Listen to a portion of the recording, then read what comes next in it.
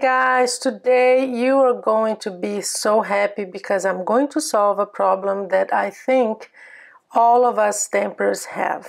You know, when you have a stamp, I'm going to use this one today, and you say, wow, I love that image, but I just wish it was a little bit bigger. Or I wish it was just flipped, looking to this side here, to the left instead of to the right. If you have a ScanNCut, you can do that. And here's how you do it. You're going to use the draw function of your machine. I'm not going to go into details on more intricate ways of drawing or how to use each one of these, because I have a very detailed video and I'll have the link below for you. But today I am just going to concentrate on what can you do with the image in terms of resizing, flipping it, duplicating. So that's what I'm going to focus today, okay? So today I'm going to use, as you know, we have the universal pen holder. In the universal pen holder, the way you use it is, it's very easy. I'm not going to use this one today, but I want to just recap with you. Always have a piece of paper and place it here, because you're going to have in the machine a piece of paper to draw on, and it's going to make a difference in terms of precision. So you pick it, and you have this thing here that you have to lift, and when you clicked to the left, you lock it, right?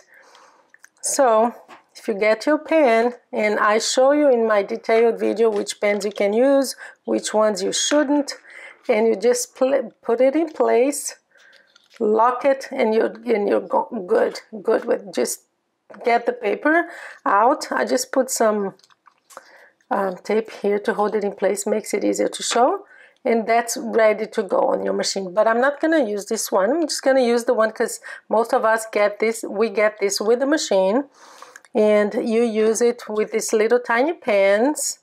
Just put it in. Then you put the cap here, and this one is brown, so I'm just going to use this one. I'm going to show you how to place it on your machine. It's very easy, and then we're going to get to the really fun part. Okay, so let's move to this ScanNCut now.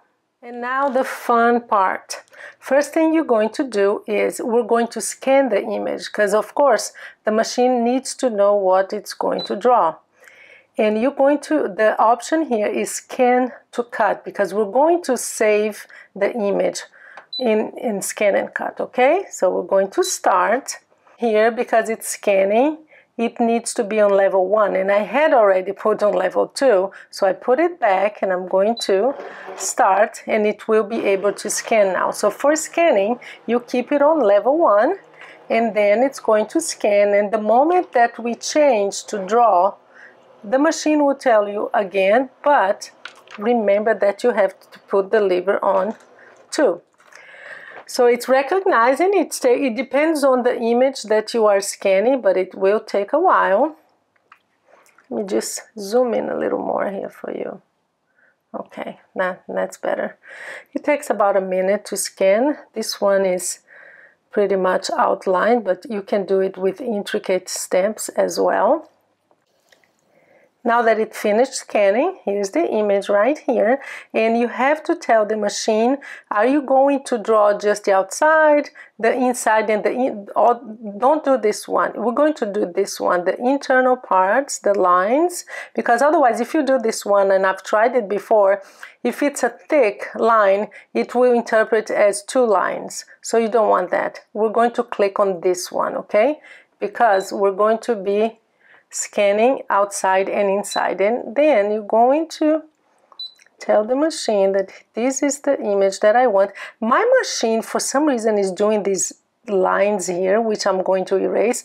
It's good because then I'll show you if yours does anything like that. I don't know why my machine is doing that, but it's every time it scans now, it adds some straight lines. Anyway, so what we're going to do here is, yeah, it looks fine to me, so we're going to say okay, and we're going to save on ScanNCut, okay? So it's going to be saved, and it's going to be there to use it in the future, and that's the great thing about it. So now that we're done scanning, we're done with this. What we're going to do now is just say, okay, we're going to delete all patterns because it's been saved. That's why we can delete it. we're going to retrieve the image. Let me go a little bit closer here for you. There. And it's been saved in the machine. So I'm just gonna go to the last one because I know, see these lines here? I don't know why my machine is doing that. I hope yours isn't. So anyway, you're going to do, yeah, that's the one that I want, but then we're going to click on edit because I need to erase those, okay? So I'm just gonna move it and get all those weird lines out of the way. I'm going to just erase them. I could have just do object edit and do you know when you have ignore size, object size? But I don't know, I just think this is faster, I guess. No, that's the ear. That's something that needs to be there, Yeah, and then what I'm gonna do next when I finish this, sorry this is tedious, maybe I'll just come back. No, that needs to be there. No, that's a line. Edit. Yeah, let me just finish that. So here we are. I got rid of all those lines. I don't know why it's doing that, but anyway. So we have the animal now. And the next thing I'd like to do, because we're going to change the size, let's group, because there are some little tiny, if you move here, you see that there are some little tiny objects, lines. So you want that to be grouped. So we are going to group by clicking here. We're going to say everything because, yeah, I want everything that's over there to be one single image. So you click on Object Edit, and this is the group function. So you say yes, group, and that's one image, and that's fine. And now the fun begins, guys. So I already have that one there. What I'm gonna do is I'm going to give you two more because I want you to see what we're going to do with each image. And I'm actually going to erase that one because that one is the one that's already drawn. I'm going to leave it. I'm not going to change the paper, so I don't need that. So what I'm going to do is just delete that one, and we're going to work on these two. So Object Edit always. This one we're going to first, let's flip it first. I want this dog to be facing the others to the left. So here's the fun. Click, it's facing left. And now we're going to make it a little bigger. So you click there and then you just make it bigger. That one is good. So this one, let me just play around with this one too so you see what I did again. So we are going to make it a little bit bigger too, but facing this side here.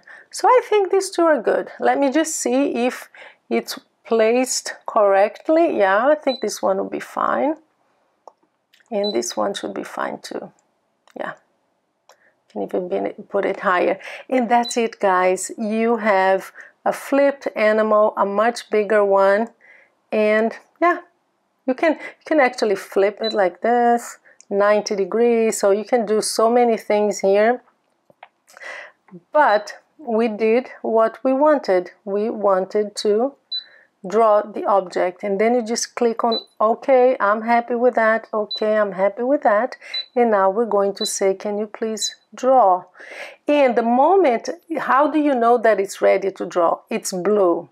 The machine turns all the objects to blue so that you know that it's going to be drawn. And that's important because if you have like a whole page here and you want some images to be cut and others to be drawn, you are able to identify. So that's it. Draw, yes, and we are going. I'm not going to click start now because I'm going to show you how the machine does it, okay? So I'm going to place the camera first and then come back. So very easy. I already got the other one out. It's just really replacing it. You just put it in, press it down, and lock it in place. And always remember that on the left, if you have a DX, the lever has to be on 2. Okay, so move it to 2. If you don't, the machine will tell you to do it. But anyway, just letting you know. Now I'm going to press start. And the machine already told me it's not on number 2, so I changed it, said okay, fine. Now it is. It's going to start. So it's like it's going to have now like a daddy because it's bigger, and it's going to be looking at the dog. It's so cool, guys. This solves a lot of our problems, doesn't it? Let's finish the daddy. It's just 1 minute. It's going to do 2 images. And I'm going to zoom in for you to see how great it looks.